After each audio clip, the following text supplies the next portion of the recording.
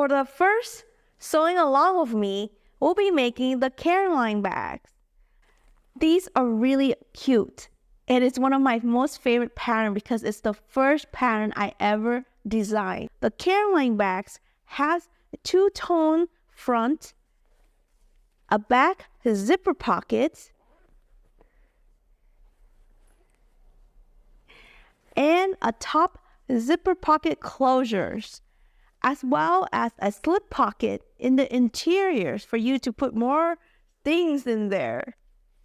Once you got the kits, come join me and let's make the Caroline bag together. Even if you do not have my bag patterns or kit, you can come and join me as well because we can have fun together and sew along with your own pattern.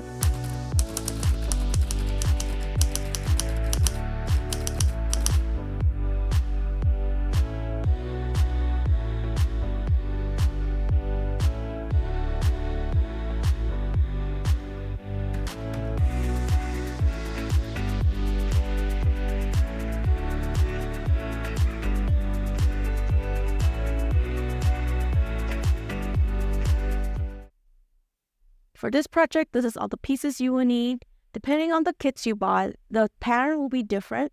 This is what I will be making today to demonstrate how to make the Caroline bag. Now, if you purchase a kit from me, you will see that each of the kits come with a booklet like this one. And in that, there are detailed photos and description on how to make the bag. I usually try to keep all the photos aligned with the bag pattern, so that way it's making it easier for you to do each steps. Here's a quick breakdown of each pieces. Here's A1 and A2. A1 is the top exterior panel, and A2 is the back zipper tab. This is B1 exterior. This is B2, and then we have two of these. This is the D-rings. Now, because this side is a medium, we only have two D-rings. If you have a large, there will be a third D-ring provided for the interiors keychain D-ring. This one is a little different color because I decided to use a different color just to do experiments. But if you were to get my kit, this one will match this color. This is a C. This one right here is the C1. It's the interiors of the bag.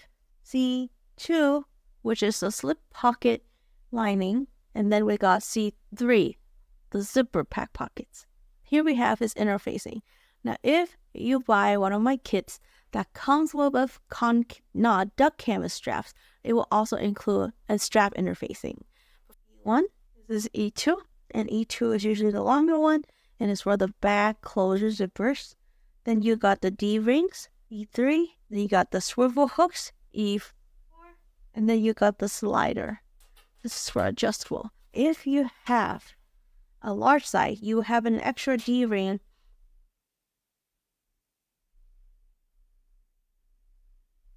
That's what I always sew in with. You can also use a zigzag foot, and we also need a zipper foot. Now, if you don't have a zipper foot, a regular foot will also get you pretty close to the zipper edges. The needle I'll be using will be a size 16.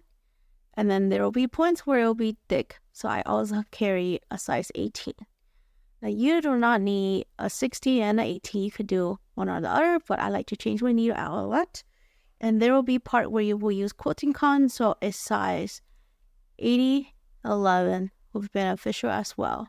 For thread, I am using this one, which is a size for text 45. It's a polyester bond. It's a little thicker than a normal thread, but of course you could use all-purpose as well. Lastly, this is optional, but I found that this tool, we call a bulky seam jumper tool, and this tool is extra handy when you go from a low point to a high point on the fabric.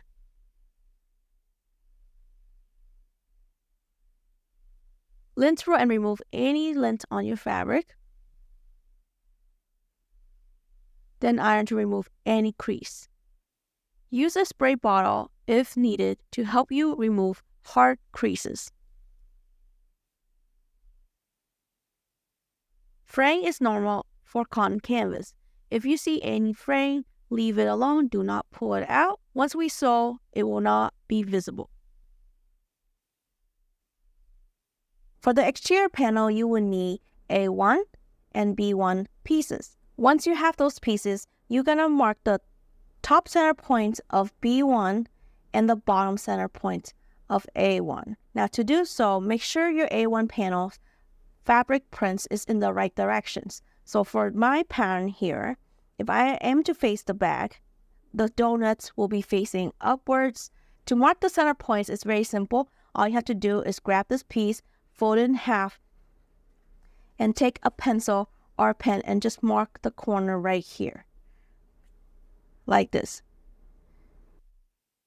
My favorite way to mark the center points is to fold the piece in half and make a little corner snips at a 45-degree angle, like that.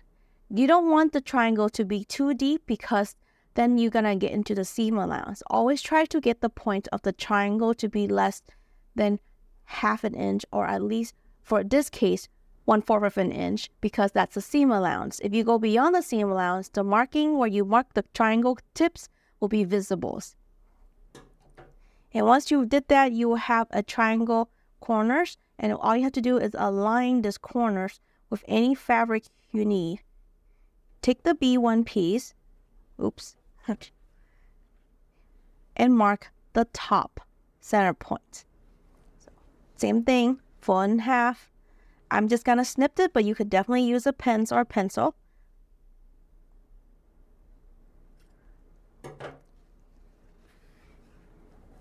And do the same for all the other piece. All right, everything is marked. Now what you're gonna do is put one of the B1 and one of the A1 aside. You're gonna take one of the A1 and one of the B1, and what you're gonna do is lay the right side together.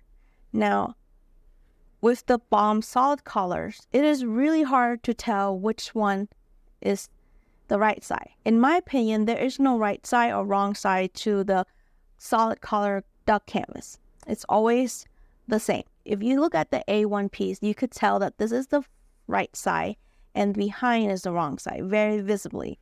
But for this piece, you can't really tell. So it doesn't matter which side, just make sure you pick one that looks the nicest and that you want to be the front or the outside of the back.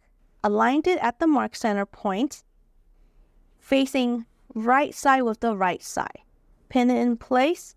I usually use binder clips, but whatever you have around the house, sewing pins, sewing clips, you can feel free to use that. You don't have to use the exact same thing I'm using. This is just to temporarily hold the piece in place so that you could sew easily. Okay, make sure it's really well aligned, or at least align the best you can. Now we're gonna take this piece to the sewing machines and sew a horizontal line across at a 1/4 inch seam allowance. After you sew your seam, open up your panel and do a crease. Now to do this crease, I recommend that you fold the crease so that the bottom B1 piece is upward, like this. You do not want to split in the middle. Instead, you want to push it upward and crease it like that. This is because when you top stitch, you want the top stitch to run along this top piece.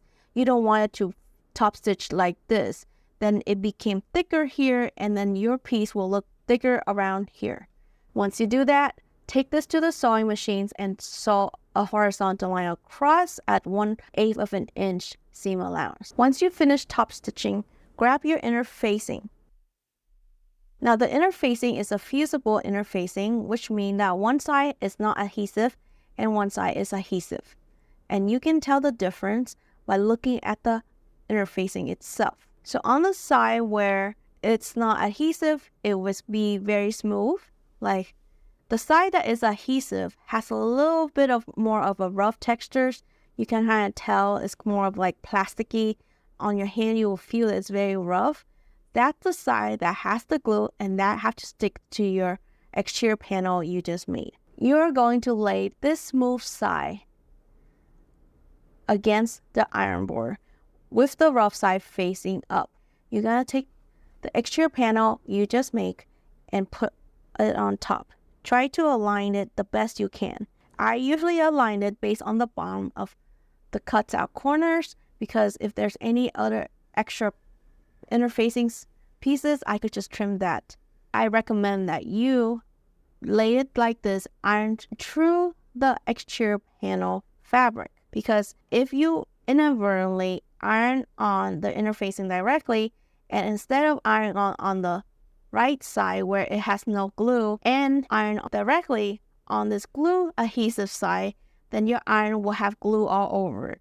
So I have learned from my mistakes in the past, and so I highly recommend that you just lay it like how I did. Make sure the adhesive is facing the inside of the exterior panel, and then just iron on directly from here, not from here. And if you want to do this way instead, and you prefer this way, lay a piece of fabric or another piece of fabric over on top, then iron to that. If there's any extra interfacing hanging off like this, you want to trim those off. And there you have it. One of the exterior panel is now complete. We are going to repeat the same steps to make the other exterior panels. Both the exterior panels are now complete. To make the zipper pocket, you will need 2 of the C3 pieces. There should only be 2 of the same size in your kit, and the back zipper pocket zippers.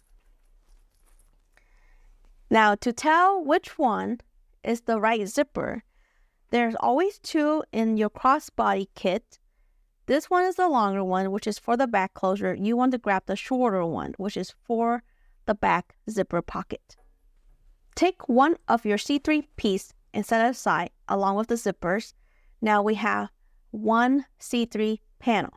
What we're going to do is we're going to mark the top center point of this piece.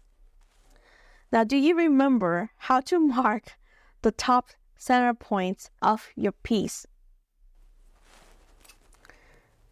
If you do, leave me a comment down below. What is your preferred method? Do you like to use a pen, pencil, chalks, or do you like to cut just a little corner like I just did? Now, once you did that, you want to flip it over and make sure you're facing the wrong side of the piece. Also, again, a reminder, since we're marking the top center point, you want to make sure your fabric pattern is facing the right direction. So if you have a kit that has a directional fabric print, make sure the print is facing the right directions, where this will be the top of the bag and this will be the bottom of the bag. Once you have the mark point, take a ruler and you want to draw a horizontal line below this mark center point. Now the width of your horizontal line depending on the kits you have. So refer to your kit for the length of the horizontal line. For me, I'm doing about 2 inches below the mark center point. Not the mark center point here, but the mark center point along the edge. So, okay? If you have one of these quilt cutting mat, use it to your advantage. It's actually very beneficial for these steps. So what you do is you want to mark about 2 inches below the top center edge. I'm going to use a pen to mark this. It's on the back side of the fabric anyway, so it doesn't matter. Please refer to your sewing kit booklet for the right distance here and the horizontal line we're going to draw. You gotta make a horizontal line that's whatever distance your sewing kit booklet says to be at. Since I'm making the medium, I'm going to go 5 inch and mark it here so I know that stops. I lay it perfectly at 2.5 and then, okay. It doesn't really matter if you have to be exact, but you do want to be straight. So that's why I says this cutting mat is very beneficial, because you want it to be straight. Now from the first line, you want to draw another line down, which is at 1/2 of an inch below the first line. So to do that, I'm just going to make a couple marking.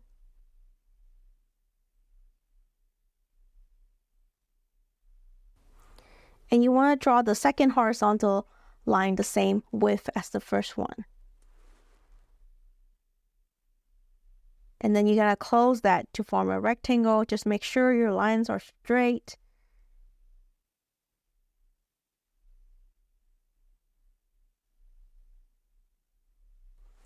So once you have this, Now what you're gonna do is draw a center line, which is at 1/4 of an inch below the first line, half of 1/2. So you gotta mark right here. Now, depending on your sew kit, the length to go in, it might be different for the middle line. So what I'm gonna do is it's about half for me.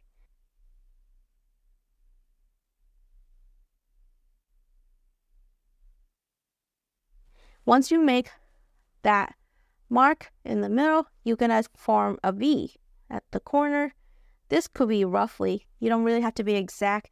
The reason why we have to draw this V is so that you do not have bunching here when you sew the zipper on. So just gonna make a rough V. Now once you have that, you're gonna grab the exterior panel you made yesterday, and you're gonna mark a top center point here. Now what you're going to do is you're gonna grab this panel and you're gonna place it on your exterior panel, right side together. See, right side together, aligning at the marked top center point. Like this. Now take this to the sewing machine and sew along the outer edge of this rectangle you just drawn. Try to align so that the needle sew along the line. Secure it in place after you align it along the top center points. I totally forgot about it, but please don't forget like how I just did. And one other thing I will recommend you do is add a clip to the side here, just so that the fabric doesn't turn sideways when you sew around the edge of the rectangle. And there you have it. Now you're really ready to sew along the outer edge of the rectangle. Now what we're gonna do next is cut along the center line, stopping at the end of the V shape. In order to cut this very cleanly, if you have one of these seam ripper, I highly recommend what you do is you poke a hole through like that. Just make a little rip, small, big enough so you could fit a small scissors through. Once you make that hole, probably can't see it through the camera, I'm using a small scissor. This is my thread cutting scissors, but I learned that it works really well for this.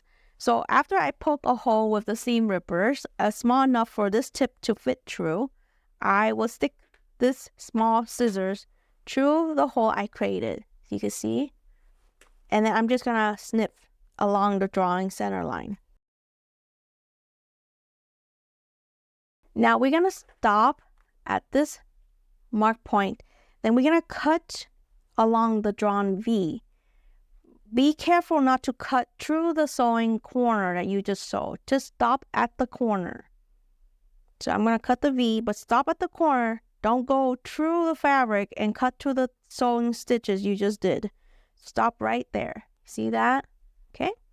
Do the same for the other side of the V. Then we're going to repeat on the same side. Try to cut as close to the corner as you can, but not cut through the stitch you just did, because we're going to turn it out. And if you don't cut this corner clean, it will be bunching here. Next, unclip any clips you have to hold the fabric together. Take this panel and flip it through that gap you just did. This is why I say it's very important you cut the corner close enough to turn so it's not bunching here, but not enough to cut through the thread that you just sewed. Once you pull the pocket lining through, you want to crease around the edge of the rectangle. Now for this part, I find that an iron works really great at flattening it, but if you do not have an iron, you could also use a creaser or something to crease along the edge. You could also clip the fabric like this. When you are trying to align the lining to the exterior panel, try to kind of stretch it out and take time. Make it sure it's even. Don't rush through this, because this is very crucial for how your zipper will look at the end. And you want a nice looking zipper, right? So take your time. The edges are perfectly aligned, so if you flip it over to the other side, you shouldn't be able to see the lining, but you should only be able to see the exterior panel from this side. But from the back side, you shouldn't be able to see the exterior fabric. Now, I'm going to take this and iron because that's just how I like to do on my side. You could do the same, or you could just clip here. Now, this piece is ready for the zippers. For the zipper steps, you want to take your zipper and you notice how there is no end here. So if you pull this all the way off, it's going to come off and you got to put it back. So be careful not to do that when grabbing this piece. Now, to prevent that from actually happening when you attach the zipper to the exterior panel, we're going to go to the sewing machine and stitch across both ends. Sliders are now secure in place, and you don't have to worry about having the slider accidentally fall off. We're good to go. Take the panel that you just made with the back zipper pocket lining, and we're going to add the zipper to this gap right here. If you are a right-handed person like myself, and you are facing the exterior of the back, which is what I'm showing here, the zipper with the slider in a closed position, not open, in a closed position, should face this side. So this is how we're going to put the zipper. And I'm just trying to temporarily show you. This is where the slider should be, in the closed position. If you're facing the pocket lining, this slider in a closed position will be facing right for right hand. And now do the opposite if you are left hand. The 2 point where you sew the line vertical across, you want it to be at the edge of the rectangle. See this rectangle size? You don't want that part where you just sew to be against it. You want to leave some seam allowance so that it's outside of the rectangle edge, okay? And this slider should be in between this hole. Now, the best way I have found how to secure this in place temporarily in order for you to sew is either with a sewing pin or sewing tapes. I don't like sewing pin myself. So for a while, what I was doing, because I didn't have sewing tape, was I would just hold it like this and make sure it's perfect, aligned the way I want. I would fold the edge in place like this to a point where the edge of the zipper is. See, I was just folding in place. And then I would clip it in place to hold it in place so that when I sew, I could remove it as I sew. Since I have sewing tape, I'll be using sewing tape. If you're using sewing tape, I suggest you do not use the sewing tape all the way. I just use a small piece in place because what I learned is if you have a lot of sewing tapes, sometimes your needle pick up the adhesive part from the tape and then it causes the needle to be sticky and it doesn't sew well when the needles are sticky. I'm going to do one on the top and one on the bottom. Now, when you place the sewing tapes, another tips I have is to try to go close to the edge because if you go too far down, it will show on your fabric. One quick check to make sure the zipper slider is in the right direction from my hand and that the zipper teeth is in the center part. Now, we got to take this to the sewing machine. We got to top stitch around the zippers. You could try pulling the slider back and forth to make sure it runs smoothly. And if it doesn't, now is the time to correct it, seam rip, and then start over. And make sure you give enough gap for the slider to slide back and forth. Mine slide pretty easily and there's no part that's stuck. So I'm good to go to the next step. If you haven't already done so, mark the top center point on this panel as well so that we could properly align it with the already marked top center points on this panel. Again, make sure the fabric is facing the right directions. This is how you want the top to look and this is how you want the bottom to look. Just make sure in case you have a directional fabric print. Once you've done that, place this lining right side on top of the right side of the other back pocket lining. Aligning at the marked top center point. Now for this, you want to align to only the lining, the outer lining piece.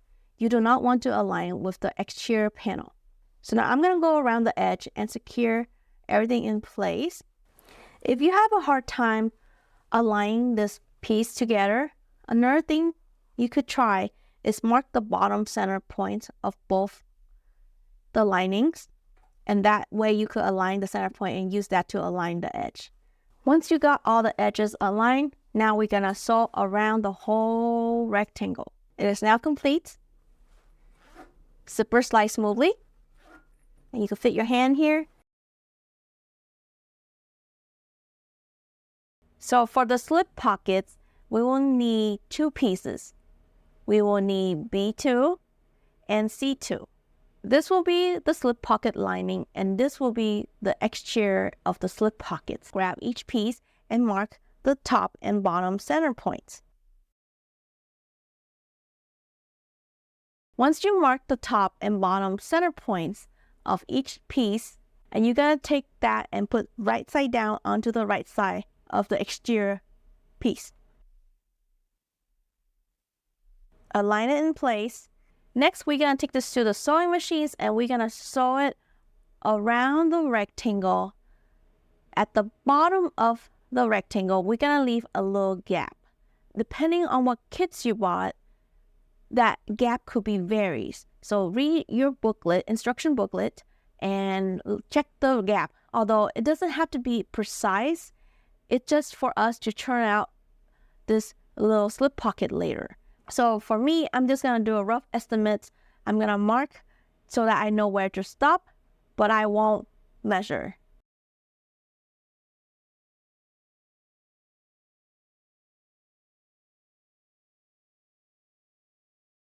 We are now ready to turn the slip pocket right side out. Do this step carefully so that you don't rip the stitches at the opening.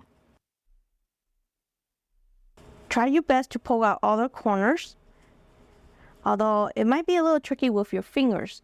So my favorite way is to use one of these turn out tools. Take your time, poke all the corner out because it will make your bag look very nice. Now you see, because we sew along the side here, this big opening, naturally the fabric will want to fall inwards, following the seam that we created on each side.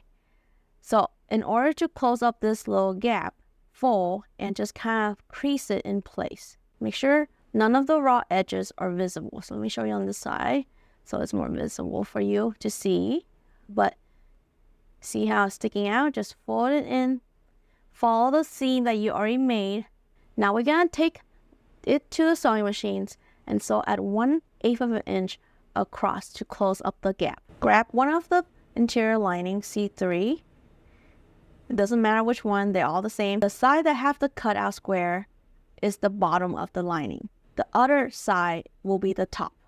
In order to perfectly align this here, we'll need to mark the center points of each piece. Now, since we are laying this on here and sewing directly on here, to mark this top center point on this piece, do not cut a rectangle because it will be very visible. So what I recommend here is to make a little mark with a pencil or something that it's erasable so that it's not visible to the back. You know, like when you look inside your interior lining, you do not want to see that there's a missing corner here or that there's a mark here. I usually kind of crease it with my hand quite roughly, just so because when you open it, you can see the crease, and that to me is good enough. Then you do the same for the other piece. This one, you could definitely cut the corner to mark the top center points. You do not need to use an erasable pen. Now, to align this piece, we want it to be of roughly 3 inches below the top center mark point of the interior lining. So what I usually do is I lay a ruler and then I kind of eyeball. The reason why I selected 3 inch was I found that to be the perfect distance when you stick your hand in and try to look for something. Now secure this piece in place. Since I'm using binder clips, and if you are using sewing clips, it's quite hard to secure this in place because this piece is not going all the way to the edge. This is what I do. I'll take the side and I fold it in place against the edge of the slip pocket. Then I'll take a binder clips and I'll clip it in place. I usually do 2 clips. You could then secure one at the bottom as well, just so that it doesn't wiggle.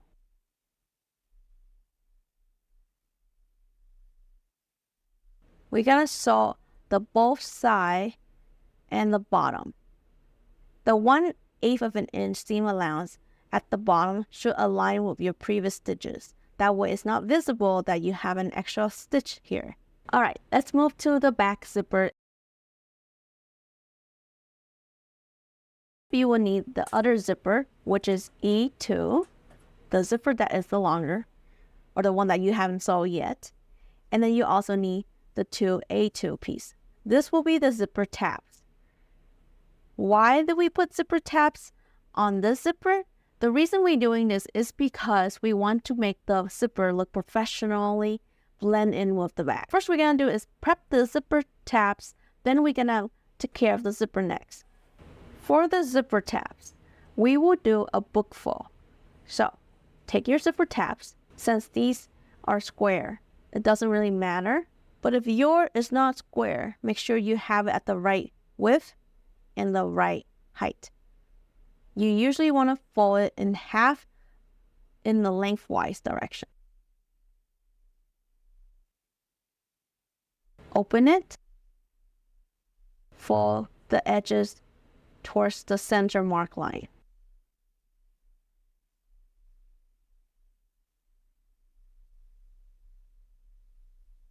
Once you have that, fold that in half again. And there you have it. A zipper tab ready to be sewed to the zipper. Repeat the same step for the other tab. Now set these aside. Now for the zippers, I have it in the instruction to sew a vertical lines at the end of each side of the zipper.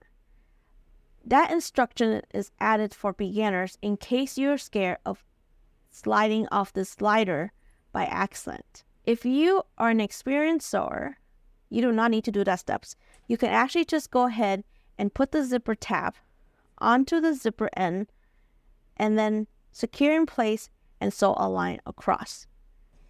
But first, if you see any fraying, just give it a little snip. Take the zipper tabs you made and insert the zipper ends into your zipper tab. Temporarily secure in place with a clip. Repeat the same for the other side.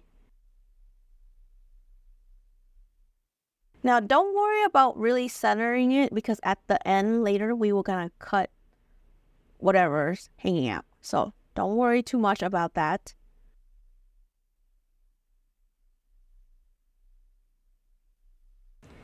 Take it to your sewing machines, and if you are to measure the seam allowance from this edge inwards, it will be roughly about 3/4.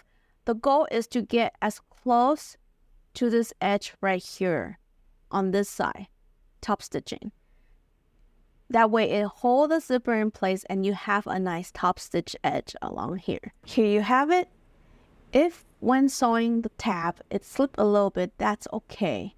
Because as long as it's not where the zippers are, it doesn't really matter. Because the next step we're doing is to cut off the edge here. Take a scissors, trim the edge. Don't worry about being perfect in the steps.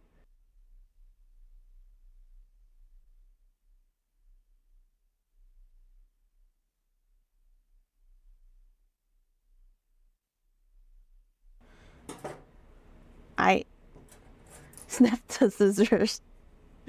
I snipped the zippers. It's okay. It's all fixed, all beautiful. So there you have it. See how the zipper look nicer already? Just with a small added on of a zipper tab. For D-rings, you need the 3 D tabs. Now, depending what kind of sewing kits you bought, the medium side or the large side, your D-ring could be 2 or 3. If you got the medium size, there will only be 2 D-rings. Even though I'm making a medium size, for the purpose of the demo and the instructions, I'm going to be making 3 D-rings. For the D-rings, we're going to do similar steps to how we make the zipper tab. Take one of your D-ring, do a book fold. So for me, this piece is square, but if you have one that is a rectangle, you want to fold in half lengthwise. Fold in half. Crease the line really well. I found out by creasing the line, it makes it easier for you to see where the center points is. Then open the piece, take this edge and fold towards the center.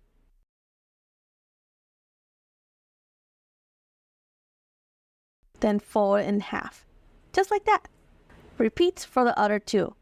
The size thickness of this strap should be the size of the interior of your D-rings. So you take one of your D-ring and you fit it through the interiors. It should be the size of your D-ring. Now take these pieces to the sewing machines, and what we want to do is sew around the rectangle frame. Take your D-rings, parts E3, and again, depending on the sewing kits you bought, you might have 2 D-rings or 3 D-rings. Thread one of the end through the little hole on the D-ring. Roughly put the D-ring at the center, then fold the tab in half. Look at that. You now have a D-ring with a tab on. Okay, so take it to the sewing machines and sew a line across at 1/2 inch seam allowance. It's okay if you have this part here because when we attach it to the bag, we won't see this part. Try to sew a straight line across at 1/2 inch seam allowance from this end inward. And you're going to repeat the same for the other 2, or if you're making a medium size, the other one. To temporarily secure this in place and hold it in place so that it's easier for you to sew, clip it in place temporarily. Look how cute these are. I love bag hardware. For the back straps, we need B4 parts. This is the straps. So usually B4 is the same solid color as all the other B parts. But because I'm trying to play around with color for fun for my bag here, I'm decided to use a white one. In addition to the B4 piece, you also need the swivel hooks, which is E4, and you also need the slider, which is E5.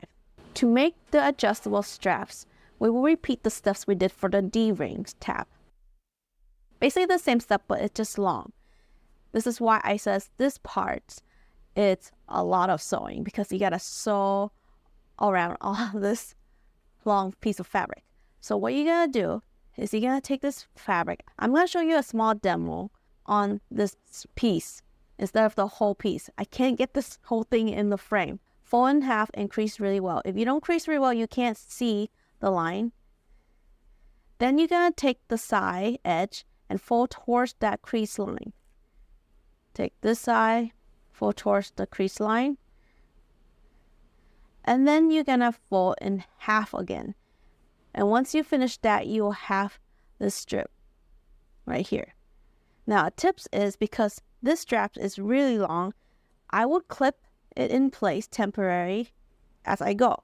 If you have any tips on how to do this all at once, let me know. Another tips I have, if you have difficulty keeping it in place, you could also iron it along the way and then it will stay in place. I'm going to continue doing the same steps throughout this whole strap piece, and I'll be back with the completed piece. I finished folding the back straps, and now we're going to take it to the sewing machines, and you're going to sew all around along the edges at 1/8 of an inch seam allowance. The back straps are now done. Now the next thing to do is to add the hardware so that we can make this back strap adjustable. Grab one of the end of your back strap. It doesn't matter which end. Take this end and grab your slider, E5. Looking at your slider, you will notice that one side of this metal bar, there's a visible edge of the metal flowing over. So, do you see that? This is the wrong side. The right side is the one where you do not see that metal fall over on the edge, okay? Now, take one of your fabric end, thread it through the slider like this. If you sew this piece correctly, this part should not be complicated. The slider should fit perfectly to the back straps. Then take the end, thread it through about a couple inches, I don't know, like this much. And then take the same end and thread it through the other side of that metal bar. What you end up with is this will be your right side. This will be your back side. Try to have this end roughly at 2 inches. So you can move the slider down, just roughly. It doesn't have to be exactly at 2 inches, but just roughly. We're going to take this end, fold it in half towards that metal bar, then fold it again. This is to make sure that we can hide the raw edges. Now you're going to take this to the sewing machines and sew across. To lock in the thread on the side here, what we're going to do is manually tie this part. Do like maybe 3 loops just to secure it in place.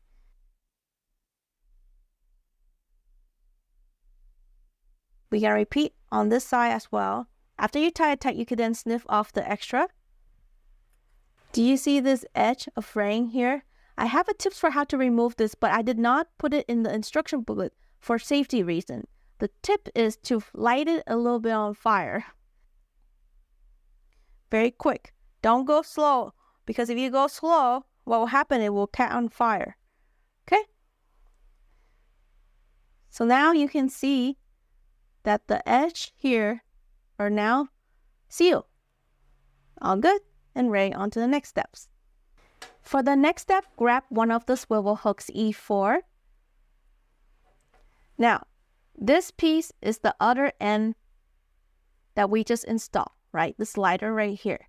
Take the opposite end, the one that we have not used.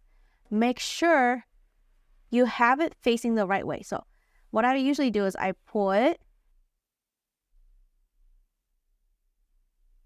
and I try to fold it in the right direction. So basically, the fold have to be on the right side, like this, okay? This is very crucial because if you install it wrong, you will have a twisted adjustable straps. And what you're gonna do is you're gonna take the swivel hooks and you're gonna thread this end through the swivel hooks. Okay, so it should look like this naturally, right? Let me try to show you like this. If I stretch out my strap, there should be no twist in it, and both of this are on the same side of the strap. So you can take the same end that has the swivel hooks and thread to the slider.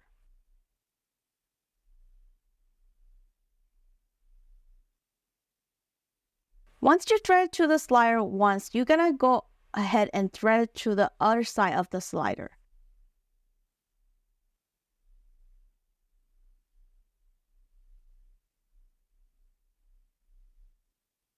This is what you should have. Something like this. Once you have this, take your other swivel hooks and this end, slide it through the swivel hook. So this is what it should look like. Make sure everything faces the right directions, like all the swivel hooks should be facing up with the right side of the slider facing up as well. You want to take this end and pull it through the swivel hook roughly about 2 inches. Now you're going to take this end, fold it in half roughly, and this half should be about 1 inch if you fold in half, right? Then you fold in half again. This piece right here should roughly be about 1 inch, like how we did it before. And we're going to take this to the sewing machines and sew again. Backstrap is now done, and we also have the D-ring completed earlier. The first step is to attach all these D-rings we made to all the right panels. Here I have our 3 D-rings. If you got the medium side of the Caroline kits, there will only be 2 D-rings, so you don't have to worry about, and you will only need this piece and this piece for the steps. If you got the side large, you want to grab both the exterior panel, the 3D rings, and the interior lining with the slip pockets. Grab one of your D-ring and a ruler. So what we're going to do is we're going to measure about 1.5 inches inner from the right side. Mark with a pencil or something that is erasable so that it's not visible. And then you want to put your D-ring so that it's aligned with the top edges of the exterior panel. Now clip this D-ring in place. Repeat the same steps for the other exterior panel. If you have the large side of the Caroline bag, grab the interior lining with the slip pocket, and what you will do is put the D-ring along the edge of the slip pocket top. Now we're going to take all these 3 pieces to the sewing machines, and we're going to sew at 1/4 inch seam allowance for all 3. Okay, all the 3 D-rings are now attached. Before we move on to the next step, let's make sure all our panels, both the exterior and both the interior panels, are marked at the top center point, because that's how we're going to align each of this piece. So if you can see here, this too has already been marked, okay, from previous steps. So we're going to go ahead and mark this too, which has not been marked. Once you did that, set the interior panel aside. We worry about that later. Now we are going to mark a horizontal line 1/4 inch below the top edge of the exterior panel. And we're going to do it for both panels. I'm going to use a pen so that you can see where I mark. The way how I usually mark this is I usually go and mark the 1/4 points below each top edge. Then I'm going to take my ruler, and where I mark, I'm going to align my ruler so it's perfectly straight. And then I'm going to go ahead and mark across.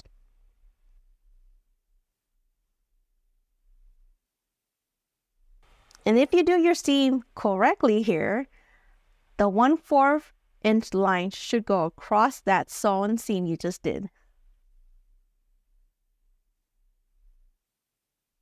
Now grab your zipper. You know what? I forgot to mark the center point on my zipper. So let me do that quickly. I'm supposed to do it in the previous steps, but I forgot. That is not a problem. Easy fix.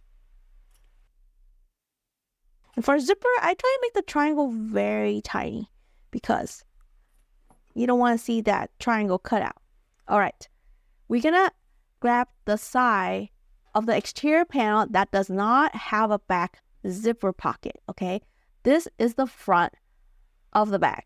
Now you're going to place the zipper right side down, aligning the center points like this. Align the center point on the line you just draw. The zipper tab should be roughly about 1/2 inch inward because that will be our seam allowance later. If you are a right-handed person, your zipper slider in a closed position should be facing the right side. Now, if you are a left-hand person, take the zipper and rotate it so that the slider in a closed position is on the left side. I'm a right-handed person, so I am going to keep the zipper on the right side, secure in place. We're going to take this to the sewing machine, and we're going to sew a horizontal line to secure the zipper in place at 1/2 inch seam allowance from this top edge. Once you install the zipper, grab the interior lining without the slip pocket and place it over the zipper. So since I'm going to start sewing from this corner, I'm going to go ahead and move the slider ahead of time because when I sew to this corner, I'm going to move the slider back. Now I'm going to align it against the top edge of the exterior panel. If you prefer to have your slip pocket towards the front of the bag, you can put the panel with the slip pocket for these steps instead of the one without the slip pockets. The Caroline bag is designed with the slip pocket towards the back of the bag. So I leave that up to you. I like it towards the back of the bag, then secure it in place. Now take it to the sewing machine and sew a horizontal line across at 1/2 inch seam allowance. Now take this piece and flip it over so that the interior panel is behind the exterior panel. Try to flatten it and cause a crease. Align the bottom corners. Now take it to the sewing machines and do a horizontal line across like this at 1/8 of an inch seam allowance.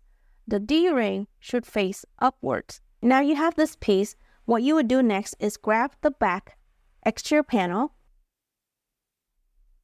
take the front exterior panel, flip it over so that the right side of the front exterior panel faces the right side of the back exterior panel. Now push this D-ring down. Place the top edge of the zipper and align it against the drawn 1/4 inch line. Now make sure to also align it at the center mark point.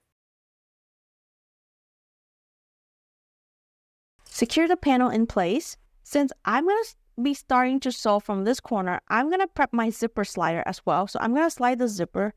Now take it to the sewing machine and sew a line across at 1/2 inch seam allowance. Next, you're going to take the interior panel with the slip pocket and place it face down. So basically the interior linings should be facing right side together. Again, I'm going to sew starting from this corner, going across this way. So I'm going to unzip the zipper first. Align the top edge of this interior lining against the top edge of this complete panel. If you modify the pattern earlier so that the slip pocket panel is towards the front of the bag, then for this steps you will use the other interior lining, the one without the slip pocket. Now we're going to sew a horizontal line across at 1/2 inch seam allowance. Now take the panel and flip it like a booklet so that each exterior panel has a interior panel right behind it, like that. Now temporarily secure this in place, aligning all the pieces along the edges and the sides. The point of this is just to top stitch on the other side. See, this side we already top stitch, so we're gonna top stitch this side. So my way of aligning is I usually add a clip at the bottom. I will add a clip here to hold this D-ring in place so it's not in my way when I sew. And then I'll also add another clip here. Then top stitch across here at 1/8 of an inch seam allowance. Again, a reminder to make sure this D-ring faces this way. And because I'm going to start from this corner, I'm going to pre-slide the slider backwards. Once you finish top stitching, make sure your zipper is fully unzipped. This bag is designed to use the churning out method, also known as backing out, because I just like how clean the seam looks after you do that method. So that's why we have to keep the zipper open, because this is where we're going to reach inside and turn the bags right side out at the end. If you do not have the zipper unzip here, what will happen is that you will get to the next steps and then you can't turn the bag right side out. The only way to fix that is you have to seam rips to the steps, then you gotta redo all your stitches. So to prevent yourself from wasting some time, just make sure your zipper is unzipped.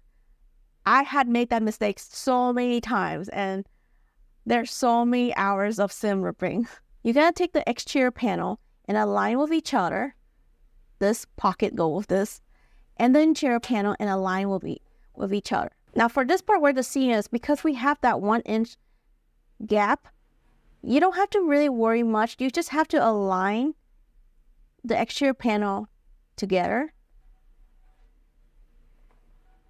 and the interior panel together like that. If you've done this well, let's say you sewed the panel really well, your edge here, this white edge here, should align with this white edge here. Seam allowance should also align, but I know it's very difficult, so it's okay if you don't. No one's gonna see it. It's not that big of a deal. It's just a little tips I have in case you want to make your bag very professional. Okay, clip it in place. Now you also want to lay it so that this pocket here doesn't bunch up because we're gonna sew along here. So we want to lay it flat. Take your time at this step and align every single side and edges. Just spend some time here. The better you align this, the better the bag will look. The exterior panels are together and the interior panels are together. We can take this to the sewing machines and sew a line across the edges, the side edges, okay? At 1/2 inch seam allowance. When you get to this part, remember how I told you the zipper tab is 1/2 inch inward? When you sew this part, you should not have a problem because I had designed this bag so that the zipper tabs is inward about 1/2 inch seam allowance. Once you sew both the sides already, now we're gonna sew the bottoms.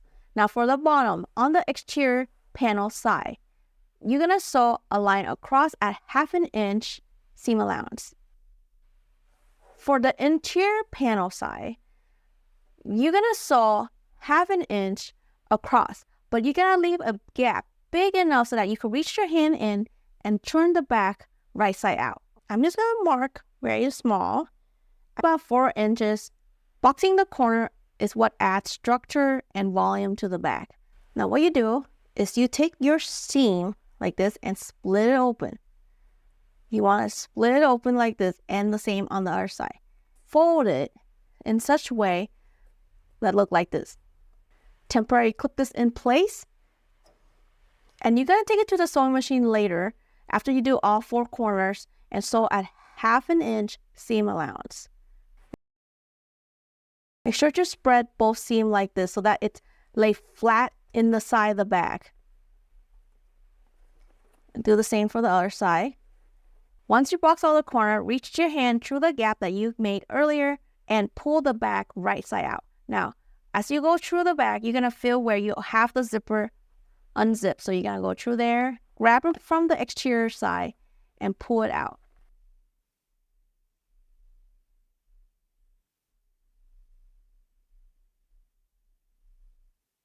Make sure you poke out all the corner really well, and you could definitely use a tool to help you, but I never have problem poking out corners in a crossbody bag. I'm just gonna use my finger and poke out all the corner really well.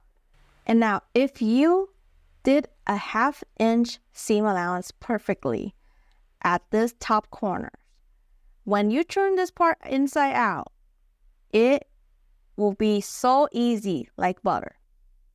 I didn't do a good job at this corner here. Let's see the other side. They gotta be one good corner so I can show you guys. See how easy that is? When you do a good seam allowance along the edge, the zipper tab should just pop out like that. See that? There should just be a very tiny hole. Although you can see here, I didn't perfectly align them. And then what we need to do last is to close this gap. So like we did before, where we already have sewn this part, we just follow the same fold and just close the gap at 1/8 of an inch seam allowance. And that is literally it. All we have to do now is poke this lining back inside. Just make sure you poke out all the corners. Oh my gosh, look how adorable this is. Then we're gonna add the adjustable strap. And there you have it. A nice crossbody bag, you guys. It's so darn cute. And the best thing about using a D-rings to attach straps is that you can change the straps out to any color you want. If there's anything you see that I can improve on through this whole series, please leave me a comments down below. I would love to hear your feedbacks and improve my sewing skill. It's a learning journey. Hope you have fun, and as always, enjoy wearing your bag, going grocery shop with it, and see you next time for another Sew Along series. Bye!